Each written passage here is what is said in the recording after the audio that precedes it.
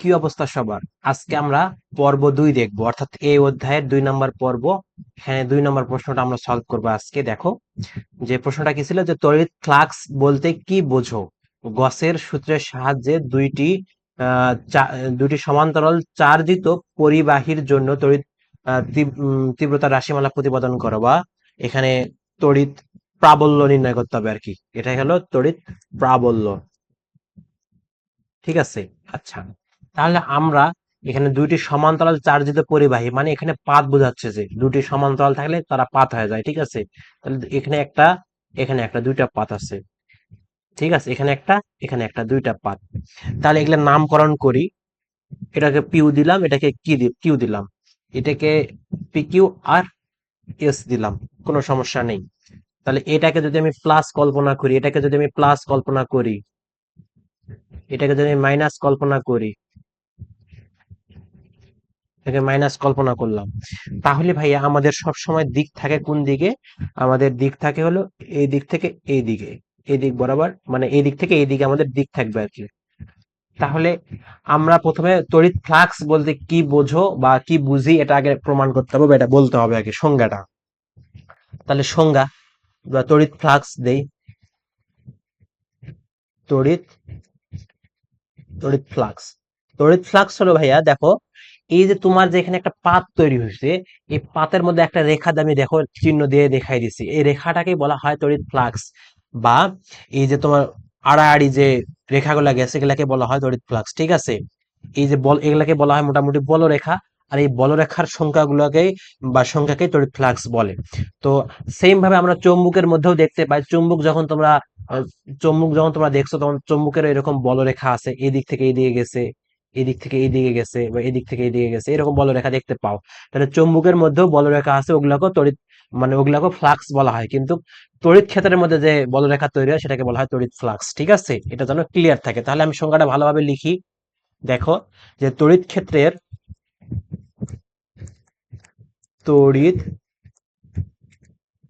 তড়িৎ ক্ষেত্রের কোন পৃষ্ঠের মধ্য দিয়ে, কোন পৃষ্ঠের মধ্য দিয়ে মধ্য দিয়ে লম্বভাবে, লম্বভাবে গেছে না, এটা তো পাত পাত, দেখো এদিকে আছে, আর হলো রেখা গেছে কোন দিকে? খাড়া, মানে ওর থেকে 90 ডিগ্রি অ্যাঙ্গেলে চলে গেছে। তাহলে লম্বভাবে অতিক্রান্ত বলরেখার সংখ্যাকেই বলরেখার সংখ্যাকে তড়িৎ ফ্লাক্স বলে।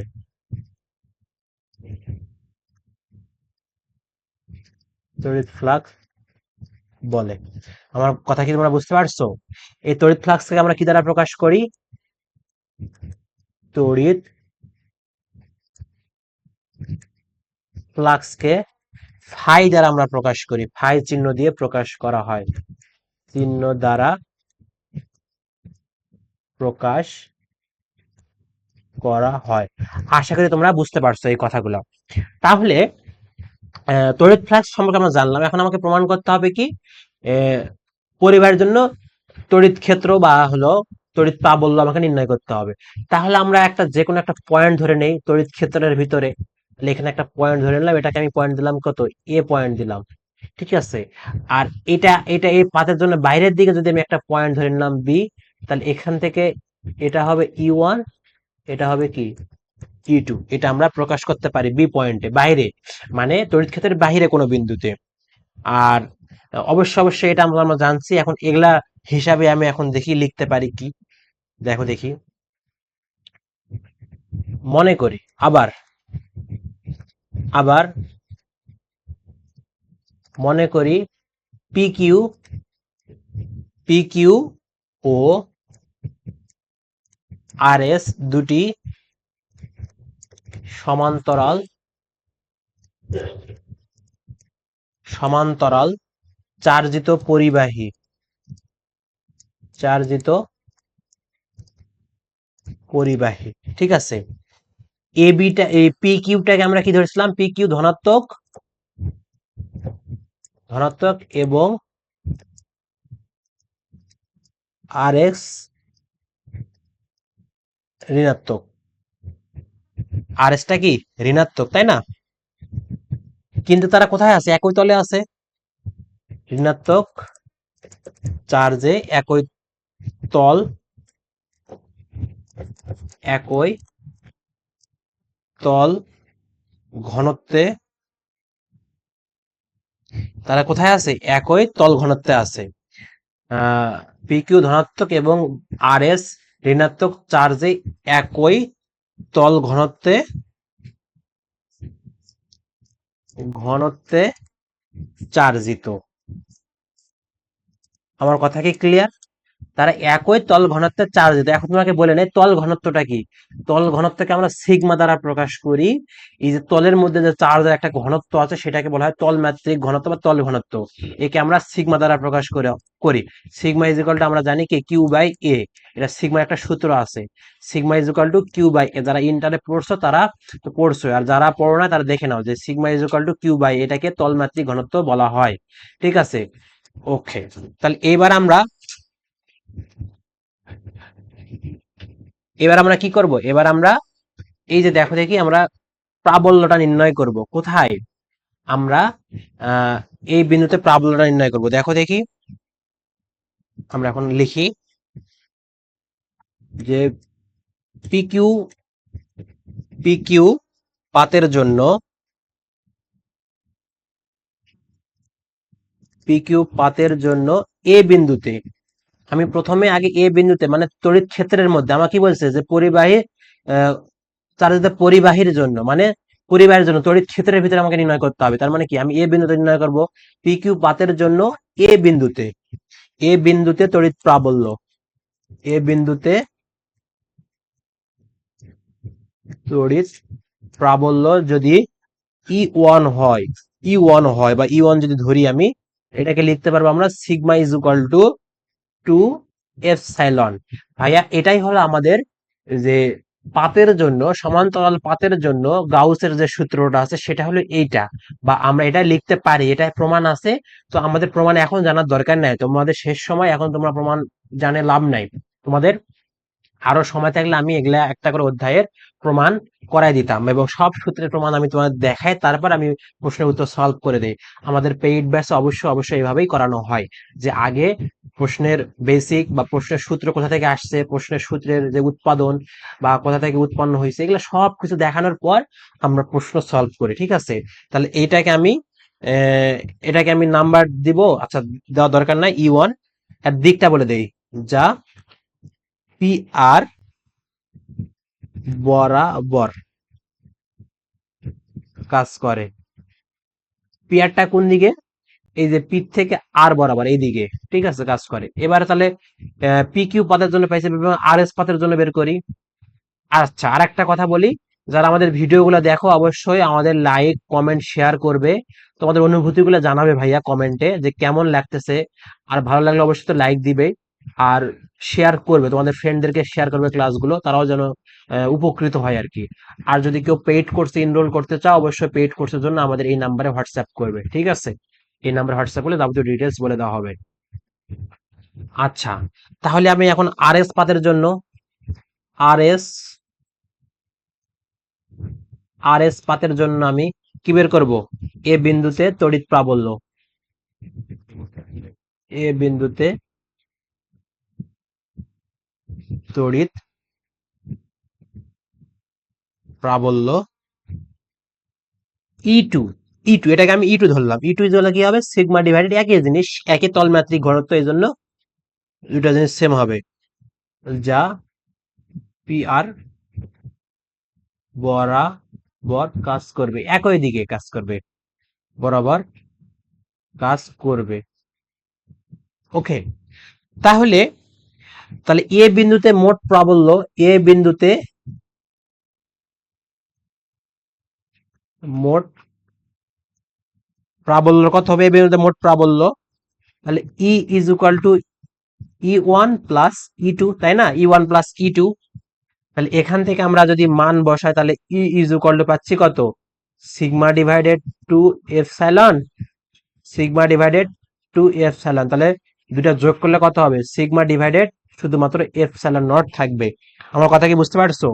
যেখানে বলতে পারো যে যেখানে সিগমা হলো তলমাত্রিক ঘনত্ব, তলমাত্রিক ঘনত্ব। ওকে, এটা এই পর্যন্ত আমরা বুঝতে পারছি। আচ্ছা, তারপর আরেকটা যে তোমাকে দেখাই, এই যে বি বিন্দু, এখানে যে বি বিন্দু আছে না, বি বিন্দু বাহিরের দিকে, তাহলে বাহিরের যে বি বিন্দুতে আমাকে তড়িৎ প্রাবল্যটা নির্ণয় করে দেখাইতে হবে, আমাকে মিলাতে হবে এখানে আছে কিনা। না এটা আমি জানি, কিন্তু আছে কিনা আমাকে প্রমাণ করে দেখাইতে হবে। আমি এই বিন্দুতে নির্ণয় করছি, তারপর দেখো বি বিন্দুতে আছে নাকি সেটা দেখি আমরা। তাহলে পি কিউ পাতের জন্য, আবার পি কিউ পাতের জন্য, পি কিউ পাতের জন্য বি বিন্দুতে,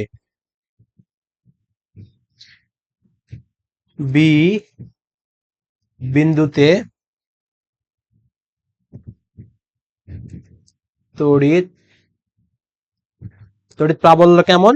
তড়িৎ প্রাবল্য যদি আমি ই ওয়ান বলি ভাইয়া, তাহলে E one is equal to sigma divided to epsilon naught. যেহেতু আমার কি, যেহেতু আমার একই তলে অবস্থিত, তাহলে sigma divided to epsilon naught, যা পি আর বরাবর কাজ করে। সেম ভাবে আর এস পাতের জন্য, পাতের জন্য বি বিন্দুতে তড়িৎ তড়িৎ প্রাবল্য ই টু ইজ ইকুয়াল টু কি হবে, সিগমা ডিভাইডেড টু এপসাইলন, যা আর পি, এটা উল্টা, আর পি বরাবর, আর পি বরাবর ক্রিয়াশীল বা কাজ করবে। তাহলে উল্টা হলে কি আর চিহ্নটা কি নেগেটিভ হবে না? তাহলে যখন আমরা কি করব, যখন আমরা মোট প্রাবল্য, তাহলে বি বিন্দুতে মোট প্রাবল্য বের করব, বি বিন্দুতে মোট প্রাবল্য, তাহলে ই ইজ ইকুয়াল টু কি হবে, ই ওয়ান মাইনাস ই টু, অথবা ই টু মাইনাস ই ওয়ান, যে কোনো একটা তো করতে হবে, কারণ কি দিক আলাদা। যদি আমি এই দিক পজিটিভ ধরি তাহলে অবশ্যই আর একদিক নেগেটিভ ধরতেই হবে। তাহলে E one minus E two করতে হবে আমাকে। তাহলে এখানে মান যদি আমি বসে দেই ভাইয়া, এখান থেকে যদি আমি মান বসে দেই, তাহলে sigma divided to epsilon naught minus sigma divided to epsilon naught, এখান থেকে আমরা কি পাবো, জিরো পাবো। তাহলে এখান থেকে আমরা কি বলতে পারি, এখান থেকে সিদ্ধান্ত আমরা উপনীত হতে পারি এরকম। আচ্ছা আমি এটা ক্লিন করে দিচ্ছি, আমি ভালো করে লিখি, যে পরিবাহী মানে পাতদ্বয়ের মধ্যবর্তী স্থানে কি আছে, এ বিন্দুতে তড়িৎ প্রাবল্য কত। এখান থেকে অতএব আমরা বলতে পারি যে পাত, আচ্ছা প্রশ্নে যেহেতু পরিবাহী দেওয়া আছে, আমি পরিবাহী দেই, পাত না দে পরিবাহী দেই। তাহলে পরিবাহী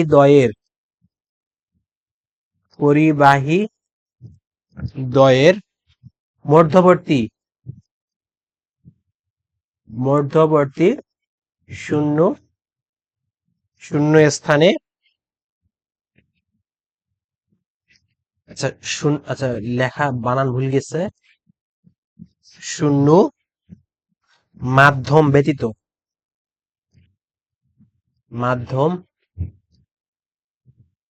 ব্যতীত অন্য কোনো মাধ্যম থাকলে,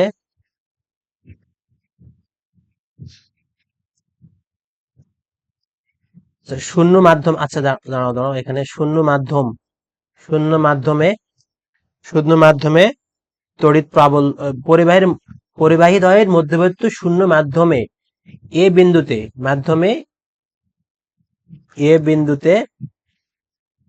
এ বিন্দুতে তড়িৎ প্রাবল্য,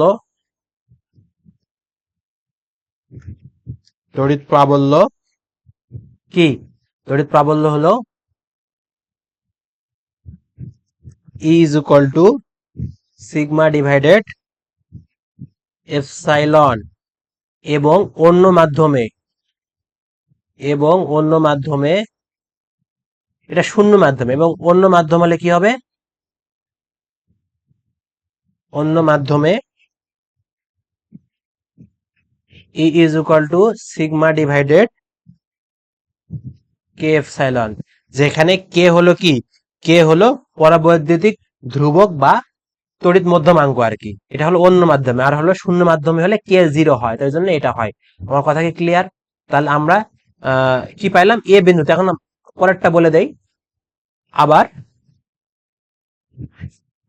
আবার উভয় উভয় পাদদ্বয়ের জন্য বাহিরের কোনো বিন্দুতে, অর্থাৎ বি বিন্দুতে, পাদদ্বয়ের বাহিরে বাইরে কোনো বিন্দুতে তড়িৎ ক্ষেত্র থাকে না আর কি। তড়িৎ ক্ষেত্র থাকে না। কেন থাকে না? ওই যে জিরো বের হলো আমার। আমার কি জিরো বের হলো না? আমার তো জিরো বের হয়েছে। কোথায়? আমার এখানে, সরি, আমার এখানে জিরো বের হয়েছে, দেখো জিরো। জিরো বের হওয়া মানে কি ওখানে কোনো ক্ষেত্রই নাই। তাহলে এই কথাটা আমি এখানে বলে দিলাম। এটাই হলো আমার কি প্রমাণিত। এটা হলো শেষ। তাহলে আমরা কিন্তু দেখতে দেখতে দুইটা প্রশ্ন সলভ করলাম, পার্ট 1 পার্ট 2। এবার আমাদের নেক্সট ক্লাস হলো পার্ট 3, তারপর পার্ট 4। ওকে, আল্লাহ হাফেজ।